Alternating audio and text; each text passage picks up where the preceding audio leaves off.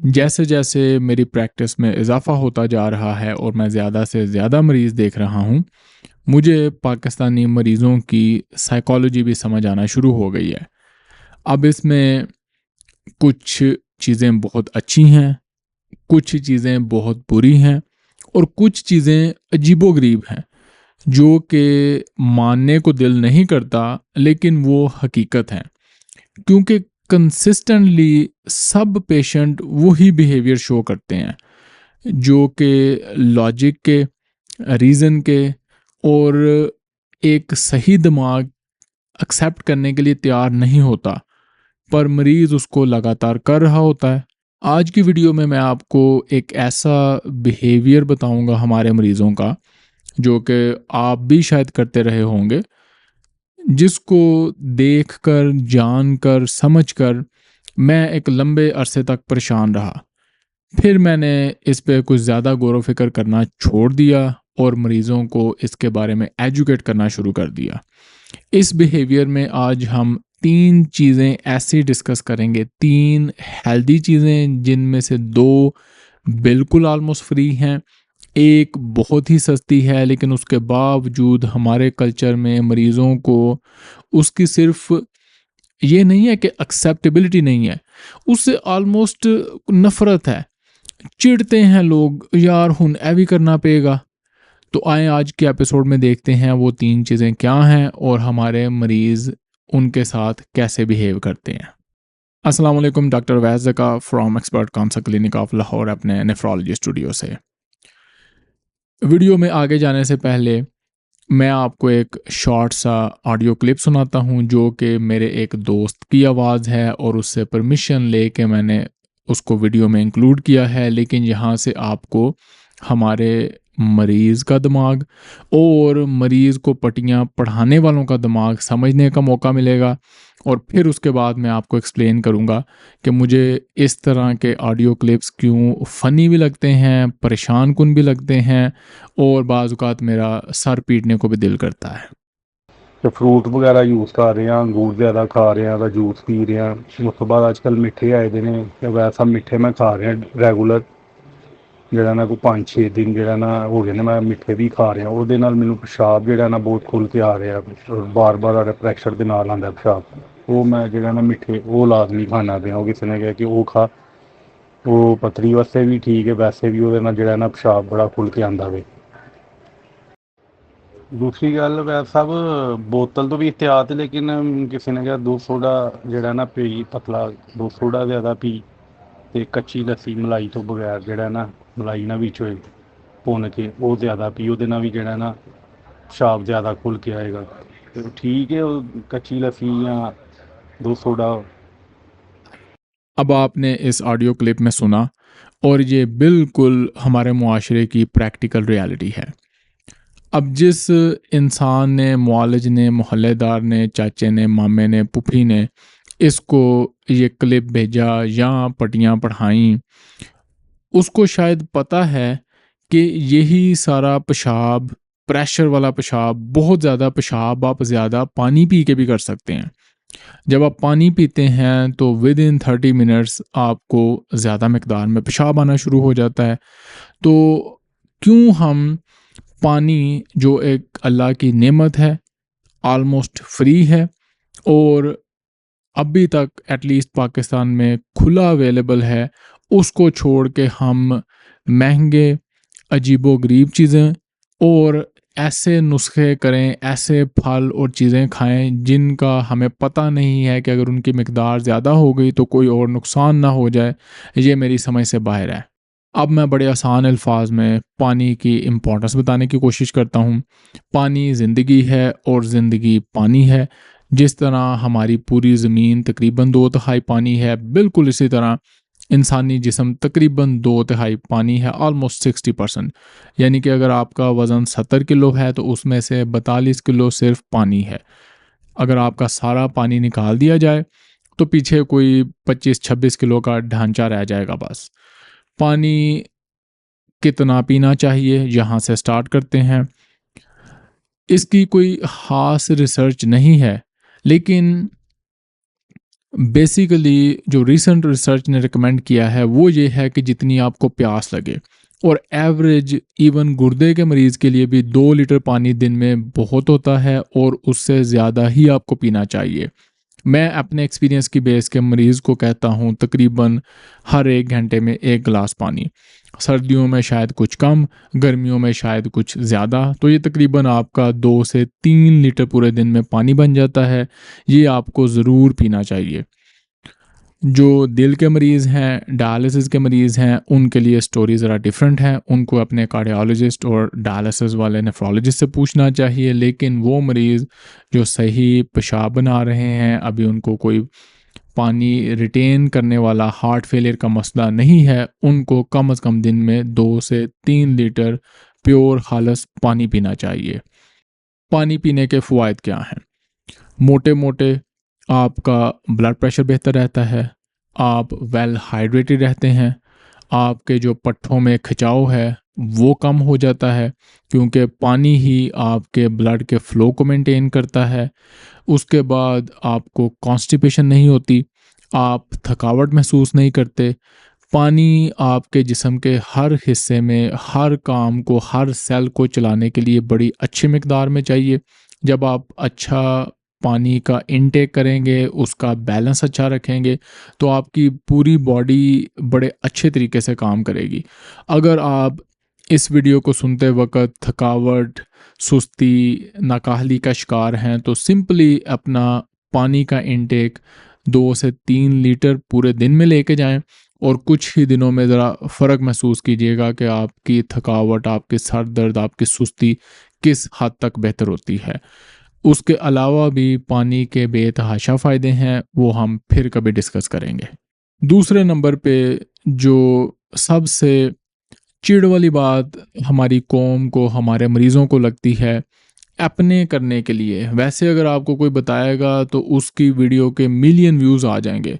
China में लोग सारा दिन चलते हैं, जापान में लंबी ज़िंदगी और सेहतमंद ज़िंदगी का राज है कि जी वो सारा दिन वॉक करते हैं, और अपने घर में ये वही वीडियो सुनने वाला बंदा 10 बंदों को बताएगा जी चाइनीज़ बड़ी वॉक करते ने, ਉਹਨਾਂ ਦੀ सेहत ਦਾ राज यही है। ना ये खुद बंदा वॉक करेगा, ना किसी को करने देगा, बल्कि जो कर रहा है उसको जाके जुगते मारेगा, पाजी दिल का मसला तो नहीं कोई हो गया, बीमार तो नहीं हो गए।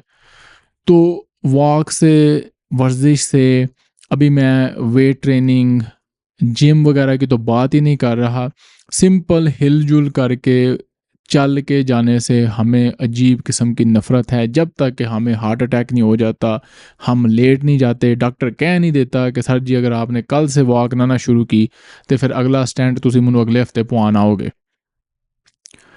मेरी समझ से बाहर है कि एक ऐसी चीज़ जो कि फ्री है, नंबर 1। नंबर 2, उसके इतने फ़ायदे हैं कि इसको वैस्कुलर मेडिसिन कहते हैं। अभी ये बड़े सुपरफिशियल चीज़ें हैं। फिर उसके बाद मैं हमेशा आपको रियलाइज़ कराता हूँ, याद कराता हूँ कि वॉक के दौरान, वर्जिश के दौरान जब आपके मसल मूव करते हैं, ना सिर्फ आपकी एनर्जी बेहतर होती है, आपकी इंसुलिन रेजिस्टेंस कम होती है, बल्कि इन्फ्लेमेटरी मार्कर्स कम करने वाले केमिकल पैदा होते हैं जो कि आपके जिस्म में सोजिश को, इन्फ्लेमेशन को कम करते हैं। ये वही इन्फ्लेमेशन है जिसको कम करने के लिए आप लंबे लंबे जुगाड़ों में पड़े होते हैं, अर्ब्स खाते हैं, सीड खाने की कोशिश करते हैं, एंटीऑक्सीडेंट्स लेने की कोशिश करते हैं। ये वही चीज़ें हैं जो वॉक खुद सिर्फ या वर्जिश करने से हमारे मसल्स बनाते हैं। उसके अलावा आपकी मेटाबॉलिक हेल्थ बेहतर होती है, आपके एनर्जी का साइकिल, आपके हार्मोन्स, आपके दिमाग की ग्रोथ, क्योंकि वर्जिश से, वॉक से, दूसरी एक्सरसाइज से BDNF पैदा होता है, ब्रेन ड्राइव्ड न्यूरोट्रॉपिक फैक्टर, जो कि एक हार्मोन है जो कि ब्रेन के सेल्स को ग्रो करने में हेल्प करता है। इसीलिए जो बड़े थिंकर होते हैं वो हमेशा अच्छे वॉकर होते हैं। लेकिन मेरी समझ से बाहर है कि हमें एज ए नेशन वर्जिश से, सिंपल फ्री वॉक से एक तो नफ़रत है, और अगर करना शुरू कर भी दें तो कहीं ना कहीं से कोई बहाना आ जाता है, ये ज़्यादा गर्मी होगी डॉक्टर साहब मैं वॉक नहीं कर सका, ये ज़्यादा सर्दी हो गई, इस दफ़ा डेंगू आ गया, पिछली दफ़ा कोई मलेरिया आ गया, और हर वक्त हम कोई बहाना ढूंढते रहते हैं। पार्किंग में हम कोशिश करेंगे कि बस मॉल या दुकान के अंदर ही कार हमारी घुस जाए और हम बस उधर से ही कोई ड्राइव थ्रू से ही कुछ कर लें। अपनी ज़िंदगी में वॉक को शामिल करें और उससे देखें कि आपकी लाइफ चेंज कैसे होती है, आपकी हेल्थ कितनी बेहतर होती है। तीसरी चीज़ बड़ी दुखी भी है और बड़ी फ़नी भी है, और वो है सलाद। अच्छा, अब सलाद की कई वैरायटियां हैं, सलाद की कई डेफिनेशन हैं, और ये बड़े सिंपल सलाद से लेके बड़ा सोफिस्टिकेटेड सलाद बनाया जा सकता है। लेकिन मसला ये है कि हमें सलाद जिसमें मेनली ताज़ा सब्जियां और ताज़ा फल हैं वो खाने से कम मेरे मरीज़ों को बड़ी चिढ़ है। और रेयरली ही कोई मरीज़ होता है जो पहले ही ये काम करता हो। अगर कोई करता है तो वो अगेन, जैसा कि मैंने आपको ऑडियो क्लिप सुनाया, उस तरह के जुगाड़ वाला एक्सेसिव अमाउंट में कोई फल खा रहा होगा, या मिठे चूस रहा होगा, या गन्ने की रो पी रहा होगा, या प्लेटलेट्स बढ़ाने के लिए पपीते खा रहा होगा। बस इस तरह की आइटम ज़रूर कर रहा होगा, लेकिन एक हेल्दी अमाउंट में रंग बिरंगा रेगुलर सलाद, जिसको हम रेनबो डिश कहते हैं, वो शायद ही कोई मरीज़ कर रहा हो। फिर सलाद का नाम सुन के ऐसे मरीज़ मेरे चिढ़ते हैं, मुंह बनाते हैं, आंखें ऊपर करते हैं, और उन्होंने कोई अजीबो-गरीब से बड़े कॉन्डिसेंडिंग किस्म के रिमार्क्स रखे हुए हैं। डॉक्टर साहब हुण मैं जानवरां वांगर पत्ते खावां, डॉक्टर साहब मेरे को ते सब्जियां खादियां नहीं जांदियां। कि मुझे बड़ी हैरानी होती है कि इस तरह की लैंग्वेज सलाद के बारे में इन लोगों ने कहाँ से सीखी है। सलाद के रिलेटेड मैं एक पूरी अलहदा एपिसोड करूँगा और मैं आपको इसके फ़ायदे बताऊँगा। नॉट इन द सेंस कि मैं कोई वीगन हूँ या मैं कोई वीगन प्रमोट कर रहा हूँ, लेकिन हेल्दी फल, सब्जियाँ और सलाद में जो बाकी चीज़ें आती हैं वो मैं आपको उस एपिसोड में बताऊँगा। ये हमारी डेली खुराक का एक इम्पॉर्टेंट और बड़ा ही अहम बेसिक हिस्सा है। आप पानी भी ज़रूर पिएं, वर्जिश भी ज़रूर करें, प्रोटीन भी ज़रूर खाएं, लेकिन इस सलाद, इन ताज़ी सब्जियों, फल, नट्स, सीड्स, इनके बगैर आपकी अच्छी सेहत का होना ऑलमोस्ट नामुमकिन है। सलाद से मोटे मोटे फ़ायदे क्या होते हैं? बहुत ज़्यादा आपको फाइबर मिलता है, जिससे आपकी गट हेल्थ बेहतर होती है, आपकी कॉन्स्टिपेशन नहीं होती, आपके टॉक्सिन्स बहाने की शक्ल में निकलते रहते हैं। आपका जो गट हेल्थ है, जो बैक्टीरिया हैं आपके जिस्म के अंदर, वो हेल्दी होते हैं और आपके लिए मिनरल्स और विटामिन्स बनाते हैं।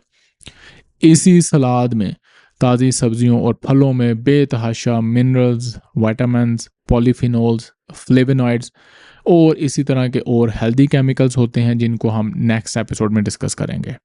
उसके अलावा सलाद पानी से भरा होता है, इसलिए मैं मना करता हूँ कि एक ही चीज़ आपने बस खाने पे नहीं जुड़ जाना, क्योंकि खुदा ना खास्ता फ़र्ज़ करें, जैसा कि हमारे मरीज़, डॉक्टर साहब मैं खीरे खाता हूँ, खीरे में है 90% पानी, और अगर ये खीरा किसी आर्टिफिशियल जगह पे गंदे पानी वाले खेत से बना हुआ है, तो वो सारा केमिकल और पेस्टिसाइड टॉक्सिन्स इस खीरे में हैं, और वो आप अपने अंदर लेके जा रहे हैं। इसलिए आपको डिफरेंट सब्जियां और फल मिक्स करके खाने चाहिए।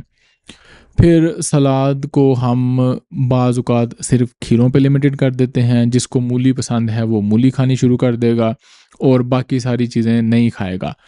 जो एक्सपर्ट्स हैं वो रिकमेंड करते हैं कि आपकी रेनबो सी प्लेट होनी चाहिए, पूरे हफ्ते में तकरीबन 20 डिफरेंट कलर, 20 या 30 अगर आपकी मार्केट में अवेलेबल हैं तो आपको खाने चाहिए। मैं कभी आपको जब यूएस में होता हूँ उस वक्त भी बताऊँगा कि यहाँ कितना रंग बिरंगा सलाद अवेलेबल है, और जब मैं पाकिस्तान में होता हूँ तो आपकी तरह मैं भी लिमिटेड होता हूँ, क्योंकि कुछ 2 3 4 चीज़ें अवेलेबल होती हैं एट ए टाइम। तो आप उन्हीं पे इक्तफ़ा करके उनको यूज़ करके एटलीस्ट उनका मैक्सिमम फ़ायदा उठा सकते हैं। और सलाद स्पेशली सब्जियां, आपको ज़्यादा सब्जियां लेनी चाहिए, फल थोड़े लेने चाहिए। वो मैं आपको नेक्स्ट एपिसोड में बताऊंगा क्यों। स्पेशली सलाद वाली सब्जियां आप घर में उगा सकते हैं और एक फैमिली के लिए छोटे से एरिया में सिर्फ गमलों में इतना सलाद उगाया जा सकता है जो कि आपके खाने के लिए इनफ हो। और ये खाना मैं बेसिकली कम अज़ कम आधे किलो से किलो तक डेली रिकमेंड करता हूँ कि एक बंदे को इतना सलाद खाना चाहिए। अमेरिकन जो न्यूट्रिशन गाइडलाइंस हैं वो इसको 5 कप कहती हैं तकरीबन, लेकिन मैं रिकमेंड करता हूँ कि आधे किलो से शुरू करके आपको किलो तक जाना चाहिए दोपहर के टाइम, या उसको पूरे दिन में आप डिवाइड भी कर सकते हैं। ये असल अमाउंट है रंग बिरंगे सलाद की जो आपको सही अमाउंट में फाइबर्स और हेल्दी केमिकल्स पहुंचा सकते हैं। एपिसोड को ख़त्म करते हैं बड़े सिंपल मैसेज के साथ कि सलाद, वॉक, पानी बड़ी ही हेल्दी चीज़ें हैं, ऑलमोस्ट फ्री हैं या बहुत ही सस्ती हैं, और इनसे सेहत के वो फ़वाद आपको मिल सकते हैं जो कि कई महंगे और कॉस्टली सर्विसेज के साथ भी नहीं मिल सकते। आपने मेरे साथ अपना एक्सपीरियंस शेयर करना है, क्या आप ये तीनों चीज़ें करते हैं? आपके हर दिन में ये तीनों चीज़ें शामिल हैं? नहीं हैं तो क्यों नहीं हैं? और आपकी आज से पहले इन तीनों चीज़ों के बारे में क्या अंडरस्टैंडिंग थी? आज से आपने अपनी लाइफ को चेंज करना है और इन 3 हेल्दी फ्री चीज़ों को नफ़रत करने के बजाय प्यार करना है और अपनी रोज़मर्रा ज़िंदगी में शामिल करना है। मुलाकात होगी अगली वीडियो में। आपके ओपिनियन का इंतज़ार रहेगा। अल्लाह हाफ़िज़।